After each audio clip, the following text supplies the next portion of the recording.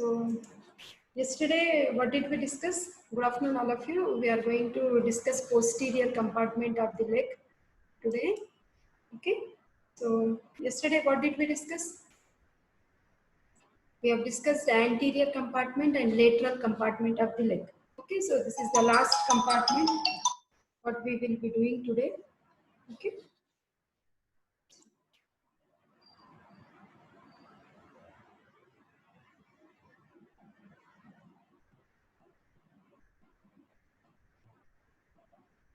So posterior compartment, see this is the posterior surface of calf. So what is the superficial vein we see on the posterior compartment when we do dissection? We see short saphenous vein. Okay. Then, so posterior, now what are these two bony prominences? This is big toe and this is little toe. So this medial prominence is medial malleolus and this is the lateral malleolus. Okay. So and what is this point we have behind the knee joint? We have popliteal fossa. So where is the like small saphenous vein draining into? Yesterday also I told you. Hema, where is it draining? Small saphenous vein? It drains in popliteal vein. Okay. Then we'll see like how the deep fascia. Yesterday actually I have shown you the deep fascia, how it was dividing the posterior compartment. We will see again. So what is this tendon you are seeing here? This prominent tendon you are seeing here? Achilles. Yeah, Achilles tendon. Okay. How is this Achilles tendon formed? Gastrocnemius soleus. Very good. Two gastrocnemius and soleus together, they form Achilles tendon, and this is getting inserted on which bone? What is this prominence? Which bone is making the prominence of this? Calcaneus. Very good, calcaneus. Okay, that is the posterior surface of the calcaneus. Okay, upper part will have bursa and lower part it will have insertion of tendocalcaneus or Achilles tendon. Okay. Now coming to the cutaneous nerve supply. So cutaneous nerve supply, if you just observe, see this is the medial aspect of the eye and leg. So in the medial aspect, which nerve is supplying? We're finding we have saphenous nerve. Okay, then we have medial cutaneous, like sural cutaneous nerve, which is shown in red color here. Laterally, you are finding lateral sural cutaneous nerve. Okay. So then this whole distribution cutaneous supply behind you are finding sural nerve. Sole we will discuss tomorrow. Okay. So this is cutaneous nerve supply. Okay. Then so the same thing is written here like the sensory supply of the posterior aspect of the calf. You are finding this area is the posterior cutaneous nerve of the thigh. Okay. So then we have this is the lateral cutaneous nerve of calf. Then we have sural nerve. Okay. Maybe later. She has to go out. What is this vein we have put up? From the lateral aspect of the Short dorsal arch, yeah, we have the short saphenous vein or the small saphenous vein. So we can see its pores and we can see it is opening into which vein? It's opening into popliteal vein. Okay. So small saphenous vein.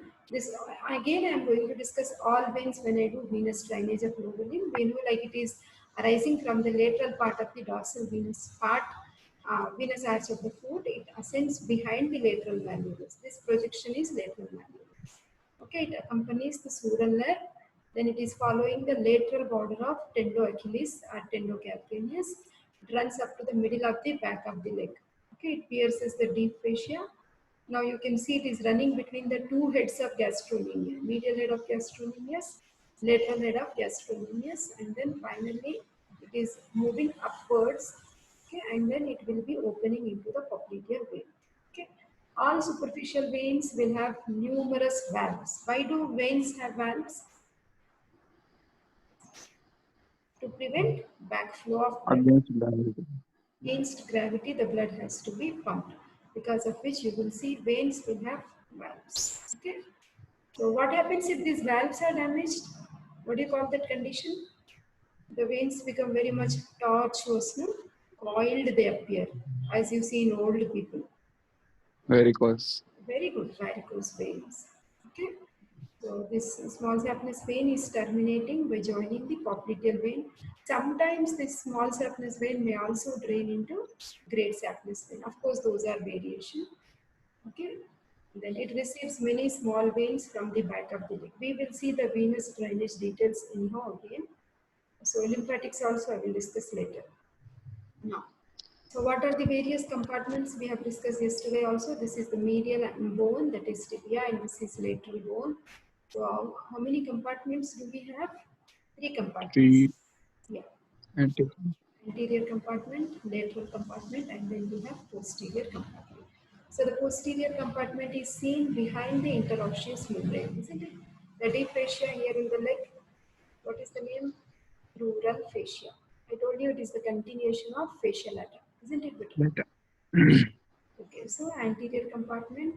In between anterior and lateral compartment, we have anterior intermuscular septum.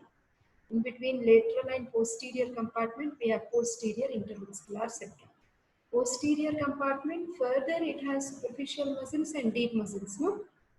So between them, we have transverse intermuscular septum. So do you remember what are the muscles we have in the superficial compartment? Yes. Gastrocnemius. Soleus Soleus. and plantaris. Small muscle, degenerate muscle. Gastrocnemius, soleus and plantaris. Deep tibialis posterior. Posterior. Flexor, distorum longus, flexor hallucis longus. Very good. Tibialis posterior, flexor digitorum longus, flexor hallucis longus. Okay, so these are the muscles we see. Now, superficial group of muscle, as Hans Raj told us, we have two gastrocnemia. Okay, below the gastrocnemia, you can see the soleus. Okay, and this is the tendocalcaneus, which is formed as the union of these two muscles. Okay, gastrocnemius. In between, you will see. Can you see this degenerate muscle over here, which is corresponding to palmaris longus muscle, what we have seen in the flexor compartment of the forearm, which fans out in the palm to form palmar aponeurosis, right? So similarly, we have a muscle in the posterior compartment of the leg, which is plantaris. Okay, together, three together, you call them as triceps surae. Okay, that means we have soleus, which is sole shaped. Okay, then we have two heads of gastrocnemia. They have common insertion, right? Where is the insertion? May know like it is on the calcaneus. Okay, via tendocalcaneus, also called as Achilles tendon. Okay. These superficial group of muscles, they act as powerful plantar flexors of the ankle joint. Okay, they also provide main forward propulsive force when we are walking, running, by using the foot as a lever and raising the heel of the ground. Just remember, whenever we are walking and running, these are the active muscles. Okay. Now, let us discuss the origin insertion of these muscles. Now, coming to the gastrocnemius. So see, this is the lower end of the femur below, isn't it? So this is big toe. That's how you can guess like this is the medial condyle of the femur. This is the lateral condyle of the femur. The most projected area is medial epicondyle, lateral epicondyle. So from these two condyles, from medial condyle, we have medial head of gastrocnemius. From lateral, we have lateral condyle of lateral head of gastrocnemius. Okay. So now both of them are forming a bulky like belly type of thing, and then you are finding the tendon. So lateral head is coming from, this one is lateral head, lateral condyle of femur. Medial head is from medial head above the medial femoral condyle. So insertion is posterior surface of the calcaneum via Achilles tendon. Okay. So lower part of the calcaneus, you remember, because upper part will have bursa, so as to bring about lubrication. Okay. So all posterior compartment muscles are supplied by tibial nerve. What are the terminal divisions of sciatic nerve, Abhinav?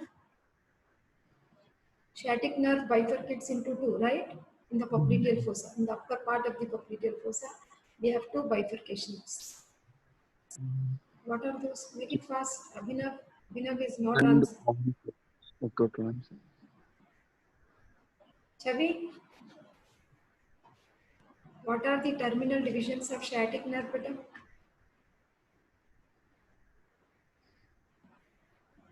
Ritika, Imad, Tibial and common peroneal. tibial and common peroneal. What are the subdivisions of common peroneal? Subdivision common. Superficial peroneal and deep peroneal. Very good. Peroneal. Deep peroneal is supplying which compartment of the leg? Anterior. Okay. Yeah, what we have discussed yesterday. Anterior compartment. And superficial is supplying lateral compartment. Okay, and tibial will be supplying the posterior compartment. Okay, so now coming to the action of gastrocnemius, it brings about plantar flexion. Suppose this is dorsum of the foot. If it is flexed like this, you call it as dorsiflexion. If sole of the foot is flexed, then you call it as plantar flexion. So that plantar flexion of the foot is brought about by the gastrocnemius. Okay. And we already know it is a powerful muscle when we are doing walking and running. That's how it is helping in flexion of knee. Okay, so this is Achilles tendon or tendocalcaneus. It itself can be a 3 marks question. Okay, so extent of the fusion between the gastrocnemia and soleus. So that means from where they are fusing, it varies. Sometimes it may be from the middle part, sometimes it may be in the lower part. You should have noticed also when you have done this dissection. Then it is inserted into the middle of the posterior surface of the calcaneum. Okay, the tendon is little twisting before it is getting inserted. Okay. Once you have cut gastrocnemius, now you are finding soleus. I hope you remember the posterior surface of the tibia where we had soleal line. Right? Above soleal line, which muscle is taking insertion? Yes. Excellent, very good, Hema. Popliteus is taking its insertion.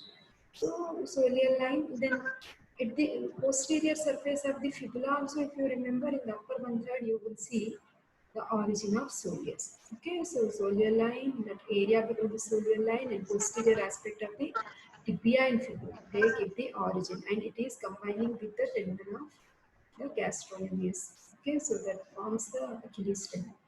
That's what is written here. It's a broad multipinnate muscle. So it is originating from the shaft of the tibia and fibula. Okay. So insertion, same thing what we have studied for gastrocnemius. Tibial nerve, same like powerful plantar flexion, and it is more main propulsive force in walking and running. Okay. And this is a degenerate muscle, like you have seen palmaris longus in forearm.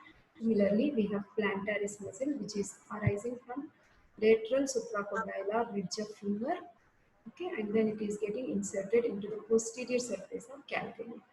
Tibial nerve, same thing, same triceps surae, all three same function. Plantar flexion and assisting in flexion. Okay, sometimes it may be absent also. Okay, so because this is thin and degenerate as such, it doesn't have much function. This tendon and this muscle fibers can be used to take it as a repair if there is any tendon loss or if any small muscle interosseous loss, we can use this muscle for the repair of hand surgeries. Okay. Now talking about this muscle, plantaris, which you are seeing between, see gastrocnemius is cut and this is the soleus, and in between them you are finding this degenerate muscle may be absent. Sometimes when you encounter in dissection, it may not be there, it may be ruptured. We know it is used for tendon cracks. Okay. It may cause like sudden dorsiflexion of ankle. Okay, this ballet dancing, gymnastic. So in people who do all these activities, in those people, this is little well developed because this muscle is being used more during these actions. Okay, basketball, sprinting and all. Now coming to the deep group of muscles. So popliteus we have discussed in many areas, in fact, isn't it? Then we have Tom, Dick, Harry. You remember this code, it becomes easy better. So we have, what are the various muscles? T is tibialis posterior, then we have flexor hallucis. The spelling is wrong, beta, this is correct. Plantar spelling was also wrong in the previous slide. TAR, plantar. Okay, this is wrong. Okay, so we have flexor hallucis longus and tibialis posterior and flexor digitorum longus. Okay, these are the three muscles which we see in the deeper compartment.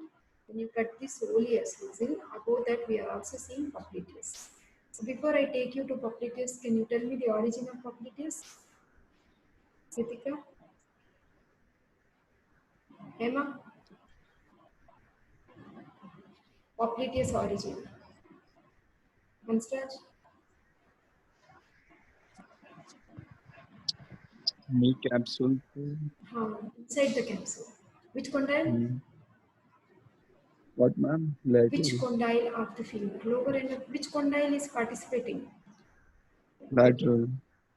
Very good. Okay. Lateral condyle of femur. As Hansraj is telling us. Inside the capsule. Very good. Where is the insertion? Tibial. Above the soleal line, right? On the posterior aspect of the tibia, above the soleal line. Posterior surface of the shaft of the tibia, above soleal line. All of these muscles are supplied by tibial nerve. Popliteus itself can be a 5 marks question. Very important. Though small. Do you remember I was talking about this when I think popliteal fossa. Yeah, there also we discussed. So it flexes leg at the knee joint. It is also helping in unlocking of knee joint, the lateral rotation of femur and tibia. Okay. Now coming to the other 3 muscles we have. So that is tibialis posterior. So posterior surface of the shaft of the tibia, shaft of the fibula. In between we have interosseous membrane. Okay. Now see here. If you see this muscle, you can see it is going deep into the sole. It gets inserted into many of the tarsal bones in the sole. What may be the clinical significance? What may not clinical significance, in fact, it has some anatomical importance. It is helping in the maintenance of arches of foot, tibialis posterior. It is so important. Okay, so it is going like insertion, tuberosity of navicular bone, and it forms so many slips which are going to talus bone, special area that is sustentaculum talli, uniforms medial, intermediate, and lateral uniform, cuboid, and basis of second to fourth metatarsals. Almost all tarsal bones and metatarsal bones are receiving the slips of tibialis posterior. Okay. This is also one of the important characteristic features for the maintenance of arches of foot, which we will be discussing. Okay, medial arch. Yesterday I told you which muscle is playing a major role in maintenance of medial arch. Very good. Lateral one better. Peroneus longus and brevis. Very good. Now you should also remember, like, to maintain the summit of this arches, this muscle plays a role. Summit in the sense to maintain that height. Okay, that is tibialis posterior. Okay, nerve supply, tibial nerve, action, plantar flexion in the ankle joint. Almost all muscles same function. Inversion of foot. These movements I will show you when I am doing ankle joint. Don't worry. Okay, inversion is when the sole is facing medially. Eversion is when the sole is facing outwards. Okay, like that. Inversion and eversion. Okay, so it is responsible for inversion movement at subtalar and transverse tarsal joints. It is also supporting the medial longitudinal arch. That means tibialis anterior and posterior, both. Apart from that, what muscle do we have? Flexor hallucis. What is the meaning of hallucis? Toe. Yeah, it is going to big toe. Very good. So now origin is like distal 2/3 of the posterior surface of the shaft of the fibula. Okay, then insertion is, you can see here, plantar surface of the base of the distal phalanx. All muscles, same nerve. What nerve do we have? Tibial. Yeah. So it is bringing about the flexion of distal phalanx of the big toe, then plantar flexion of ankle joint, and it is also supporting medial longitudinal arch. This is on medial side. Obviously, it will be supporting medial longitudinal arch. Okay. Then next muscle we have flexor digitorum longus. What is the meaning of digitorum? Digits. Phalanges. It splits into 4 tendons. No? That is big bulky muscle. Okay, so origin is the posterior surface of the shaft of the tibia. Okay, insertion. It is going to the plantar surface of the basis of second, third, fourth, and fifth distal phalanges. Okay, tibial nerve. Then, so action is, it is bringing about the flexion of metacarpopharyngeal, distal interpharyngeal, proximal interpharyngeal joints. Okay, proximal interpharyngeal, distal interpharyngeal, and metacarpopharyngeal joints are flexed by means of this muscle. Okay, so foot inversion and plantar flexion. So it is supporting both the arches, medial and lateral longitudinal arches of foot. What details we have just discussed. So as Hansraj told us, like this muscle is arising from the lateral condyle, posterior aspect, and inside the capsule of knee joint. Isn't it? Once you cut the capsule, then only you will see. This tendon is actually separating the lateral ligament of knee joint. See, this is the lateral ligament.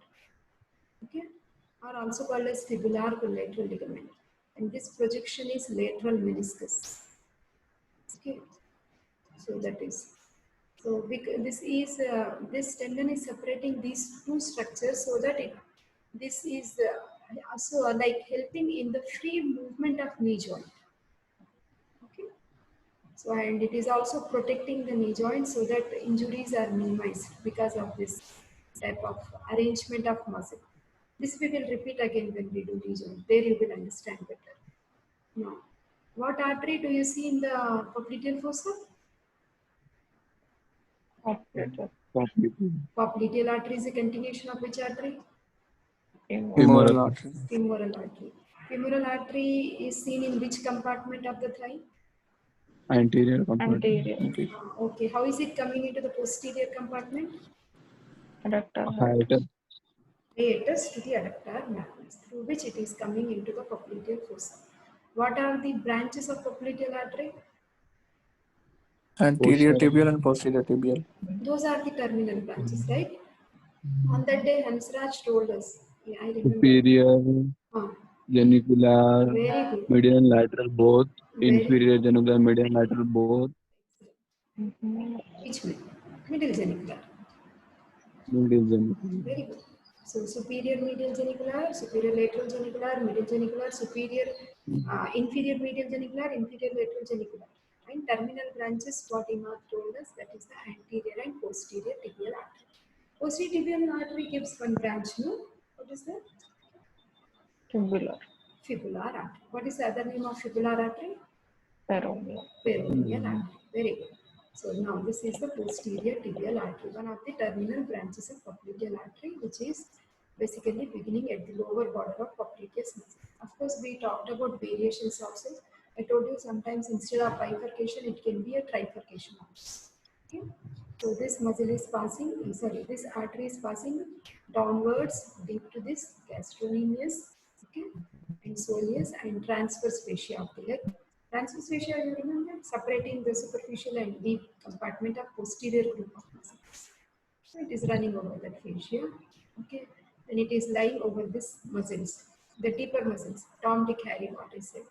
It is lying or running over the tibialis posterior muscle below and on the posterior surface of the tibia below.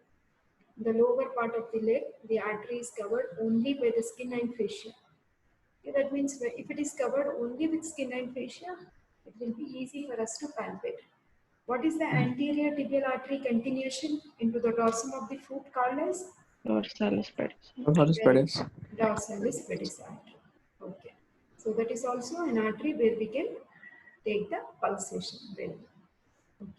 Then it is passing behind the median malleolus and then deep to the flexor retinaculum. All retinacula we have discussed yesterday. I have shown you this, isn't it? When it is going into the sole, this posterior tibial artery is dividing into two terminal branches. What are those? Medial and lateral plantar arteries. Okay. So this we will discuss when we do sole. So in the sole we are going to discuss about plantar aponeurosis. Then muscles are 4 layers of sole. Then arteries we will discuss medial and lateral plantar arteries. Then we will also discuss terminal branches of tibial nerve. Same name, medial and lateral plantar nerves. Okay. So that will be in the next class. The branches of this posterior tibial artery, as you said, Hema told us it has peroneal artery, which is also called as Fibula nerve. Yeah. So it will be supplying the muscles of the posterior compartment of leg. It will be giving nutrient artery to the tibia. It gives anastomotic branches which form anastomosis around the ankle joint. Okay. It also gives terminal branches are medial and lateral plantar arteries which go into the sole. Okay. So this posterior tibial artery will be accompanied by vena commitans. No? Anterior also I told you, there also we had vena commitants, isn't it? So these vena commitants, they go, and that means they are deeper compartment veins. They also will drain into popliteal vein. Okay? Small surface vein was superficial veins. Accompanying the arteries are deep veins, okay, which are called as vena commitants. So peroneal artery or the fibular artery. So this is again this large artery, from where is it coming? Just now you said no, posterior tibial artery, isn't it? So it descends behind the fibula. That means this is more on the lateral aspect. See, this is the peroneal artery. This is the posterior, this whole thing is posterior tibial artery. Okay. And this is the peroneal artery. This is little toe. That means this is behind the fibula bone. This is medial malleolus. This is lateral malleolus. Okay. That means this is the posterior tibial artery. The largest branch coming from posterior tibial artery is the peroneal artery. Okay. Which is arising close to the origin of this posterior tibial artery. Okay. Which is written as first point. Then descends behind the fibula either within the substance of flexor hallucis. That means whatever, obviously here we have hallucis longus muscle, isn't it? It will be running either above the muscle or deep to the muscle. Okay, so it gives branches, muscular branches to nearby muscles, nutrient artery to the fibula. It may also give perforating branch which is piercing the interosseous membrane to reach the like lower part of the anterior compartment of leg. Okay, this is also participating in taking part in the anastomosis around ankle joint. Okay. So the nerve. So what is the nerve of posterior compartment? Nerves I told you again. I'm going to discuss. Well, just to complete the topic, I have included everything in this PowerPoint. So posterior compartment. Just now. Tibial. Like sciatic Tibial nerve nerve. terminal branches are tibial nerve and common peroneal nerve. Emarctors, I think. Yeah. So tibial nerve is supplying all the muscles. You can see it's giving tricks to gastrocnemius, soleus, plantaris, popliteus, tibialis posterior, flexor hallucis longus, and digitorum longus. Everything is supplied by tibial nerve. Then it is passing through which retinaculum beta? Yesterday I named this retinaculum. Flexor. Excellent. Well, flexor retinaculum. All tendons, Tom, Dick, Harry tendons also pass through that retinaculum. Okay. Then, along with the artery and nerve, which nerve? Same, this tibial nerve. It has to enter into the sole. Posterior tibial artery. It also should enter into the sole. What are these branches? Medial plantar nerve and lateral plantar nerve. Divide into medial and artery also same name I said. Posterior tibial artery divides into medial plantar artery, lateral plantar artery. Okay, that's what. This is some summary of what we are going to discuss in detail again. So this tibial nerve is the larger terminal branch of sciatic nerve. Comparatively with common peroneal, this looks thicker and larger, isn't it? Descending through the popliteal fossa and passes deep to gastrocnemius and soleus muscle, and it is lying over the posterior surface of the tibialis posterior. Lower down, already we have seen like on the posterior surface of tibia. Then it accompanies posterior tibial artery. Okay. So initially it will be on its medial side, then it becomes on its lateral side. Then it is passing behind the medial malleolus, this is tibia. Okay. Between the tendons of flexor digitorum longus, hallucis longus. Deep to flexor retinaculum, it is going into the sole, where it is dividing into medial and lateral plantar nerves. Try to remember all these points. It becomes easy when we discuss individual nerves. Okay, it will be a revision again for you because any nerve can be asked, no, either short or So these are the branches of tibial nerve. Muscular branches. You name all muscles of posterior compartment.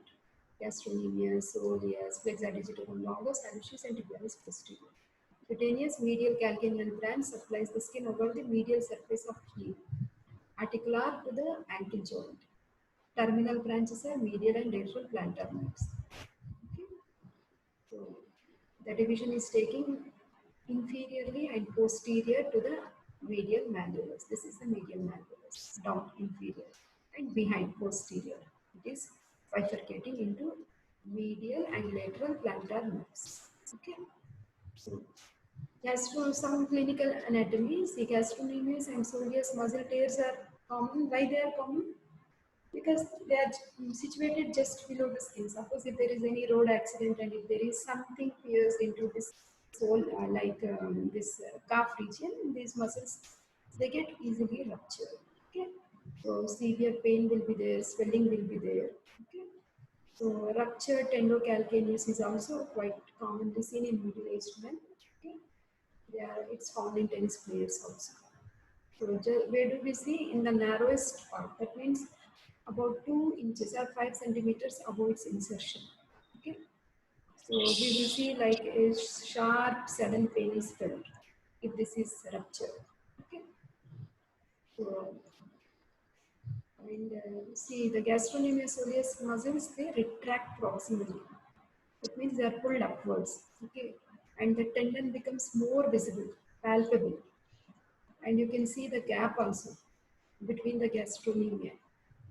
That is, there is a picture which forms how to test Achilles tendon. Okay, so it's better to suture this tendon as early as possible because it is doing so many actions, no? Running, walking movements, plantar flexion. This is all brought about by these muscles, so it has to be repaired fast. Okay, plantar is as such very small, very thin. No? Rupture is very rare. That's why we can use it for autografts. Wherever there is some flexor tendons rupture, okay, in the fingers. I told you to replace the tendon of palmaris longus muscle in the hand also. Okay, this is how we check. Like you can see proximally it is pulled and this tendon becomes more visible in case if there is any rupture of gastrocnemius and soleus. Okay, so this. We generally ask the patient to lie down on the bed in like this position, prone position, and then check for this. Okay. So I hope you understood this.